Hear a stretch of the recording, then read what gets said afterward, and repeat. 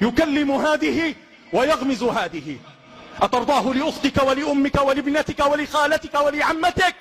أم أعراض الناس مباحة؟ والله اسمع أيها الشاب، والله يا من تعبث بأعراض الناس، والله وهذه سنة الله، سوف يعبث بعرضك ولو في بيتك. واعلم أن الزنا دين، فاليوم تزني بامرأة ب1000 دينار، وغدا يزنى بدارك بلا دينار. أيها الشاب، ما غرك؟ أغرك شبابك؟ أتظن أن الموت بعيد عنك أيها الشاب؟